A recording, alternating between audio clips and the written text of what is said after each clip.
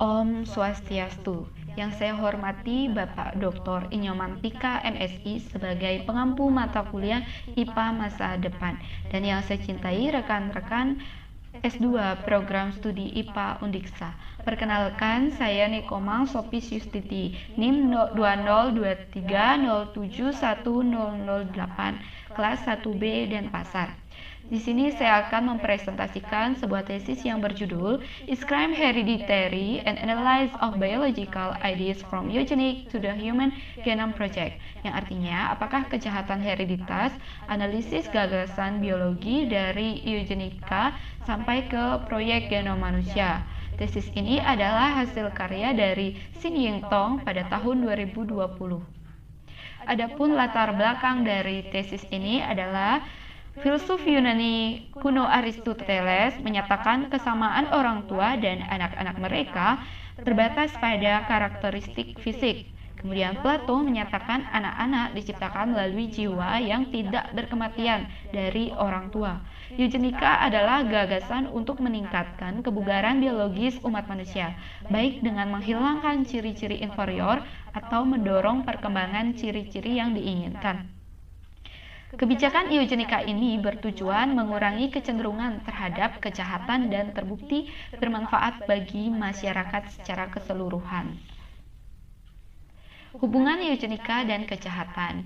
Eugenika adalah suatu menjadi kelahiran yang baik dan mempromosikan peningkatan kebugaran biologis umat manusia.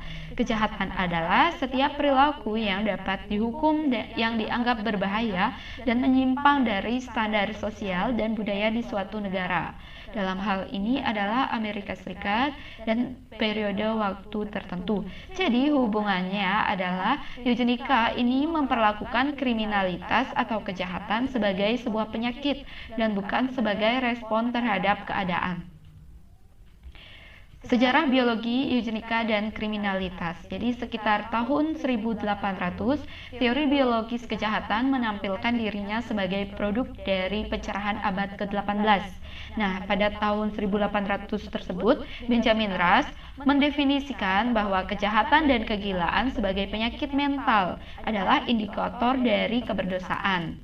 Kemudian pada tahun 1835, James Cowles Pritchard, seorang dokter Inggris, secara resmi mendefinisikan kegilaan moral sebagai istilah standar dalam bukunya A Treatise on Insanity and Other Disorder Affecting the Mind. Itu diambil dari bukunya Pritchard tahun 1835. Jadi, James Cowles Pritchard ini mendefinisikan bahwa kegilaan moral adalah emosi dalam penyakit mental yang bertentangan dengan kepercayaan yang dominan saat itu, bahwa penyakit mental adalah cacat intelektual.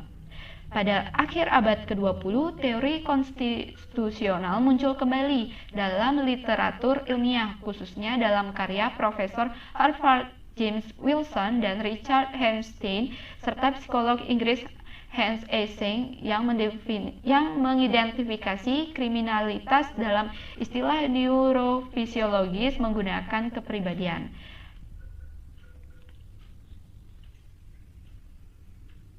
Nah, kejahatan biologis sebagai siklus. Jadi peneliti menemukan siklus menerima dan menolak gagasan biologis yang berbeda tentang perilaku dan kriminalitas. Jadi kejahatan yang secara inheren merupakan konstruksi sosial, tidak dapat secara fisik diturunkan, terlepas dari teori seperti kelahiran Lombroso pidana yang mengusulkan bahwa itu bisa.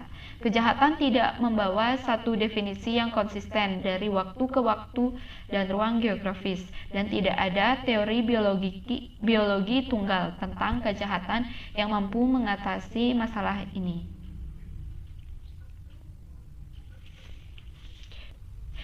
Nah, berikut ini studi keluarga eugenika. Jadi, yang pertama itu ada The Jukes. The Jukes ini pada tahun 1874. Jadi, Richard Dugdale mengunjungi penjara Prison Association di New York. Nah, di satu penjara, beliau menemukan 6 anggota keluarga yang sama. Jadi, dari 6 anggota keluarga yang sama, terdapat 29 kerabat laki-laki, 17 divonis ditangkap, dan 15 divonis.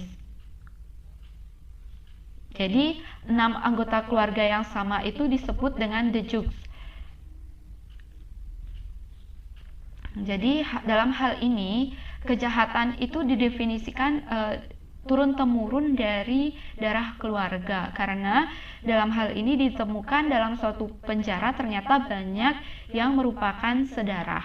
Kemudian dari The Kallikaks. Jadi The Kallikaks ini ditemukan pada tahun 1912 oleh Henry H. Goddard. Jadi yang menjadi pemeran utama di sini adalah Martin Kallikaks. Martin Kallikaks tersebut menikahi pelayan bar dan wanita yang terhormat. Ternyata anak dari pelayan bar itu adalah bodoh dan kriminal, sedangkan anak dari wanita yang terhormat anaknya cerdas dan sukses di kemudian hari. Jadi kejahatan itu dipengaruhi oleh keturunan. Jadi sangat penting dalam memilih agar menghasilkan keturunan yang baik. Jadi memilih wanita yang berpendidikan yang baik, yang terhormat. Nah, itu menurut Henry H. Goddard. Nah, eugenika di penjara. Di kasus Leo Stanley. Jadi dari kasus Leo Stanley ini, nah, pada tahun 1913 sampai 1957, Dr. Leo Stanley meyakinkan sekitar 600 narapidana untuk melakukan sterilisasi. Nah, menurut Dr. Leo Stanley, penampilan yang tidak menarik dapat berkontribusi pada perilaku kriminal, sehingga Stanley ini mengoperasi plastik para pidana. Nah, simpulan teori kedokteran dan biologi sangat dipengaruhi oleh kondisi sosial masyarakat.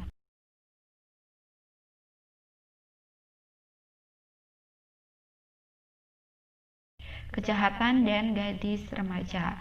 Peran perempuan yang berubah dalam masyarakat dan kurangnya kekhususan tentang bagaimana pengadilan remaja yang baru dibentuk dijalankan. Pemaaf kenakalan sebagian besar didefinisikan oleh amoralitas seksual. Kejahatan ini termasuk pergaulan bebas, kehamilan di luar nikah, pelacuran, keluar melewati jam malam, dan tidak mau tunduk pada pelecehan seksual. Dengan kata lain, menjadi korban kekerasan seksual. Ini dikutip dari Walker tahun 1930. Jadi ketika peran perempuan mulai bergeser melalui gerakan-gerakan seperti hak pilih perempuan, masyarakat Amerika mulai meneliti kewajiban yang tepat dari seorang perempuan yang mengarah pada peningkatan pengawasan terhadap gadis remaja. Kasus pengadilan dan proses hukum. Yang pertama ada Burke versus Bell. Jadi ini terjadi pada tahun 1927. Menurut Mahkamah Agung Amerika Serikat memutuskan Undang-Undang Negara bagian Virginia mengatur sterilisasi wajib bagi individu yang tidak sehat atau cacat mental. Nah, ada kasus Carrie Buck yang berumur 18 tahun, dia disterilisasikan karena memiliki gen yang tidak cocok yang diwarisi oleh ibunya yang memiliki riwayat prostitusi dan perilaku yang tidak bermoral lainnya. Kemudian Skinner versus Oklahoma. Jadi pada tahun 1937 Oklahoma mengizinkan sterilisasi narapidana di lembaga negara. Kemudian Skinner yang diharuskan menjalankan sterilisasi karena divonis mencuri ayam dan perampokan senjata. Eugenika dan kejahatan dewasa ini. Jadi setelah sepenuhnya mengurutkan DNA manusia atau sequencing DNA manusia dan organisme lain yang penting untuk penelitian, proyek berharap dapat menentukan apa arti urutan ini dan bagaimana mereka terwujud dalam sifat yang berbeda. Proyek ini dimulai pada tahun 90 dan selesai pada tahun 2003. Seperti yang dikatakan psikiater Yale, Bendy H. Lee, kekerasan manusia adalah puncak dari faktor psikologis, sosial, dan lingkungan, tidak hanya faktor biologis. Itu menurut Lee tahun 2016. Jadi kejahatan biologis juga berarti mendiskreditkan faktor-faktor eksternal yang berkontribusi pada agresi atau kekerasan dan alih-alih beralih ke faktor keturunan. Nah, sekian presentasi dari saya.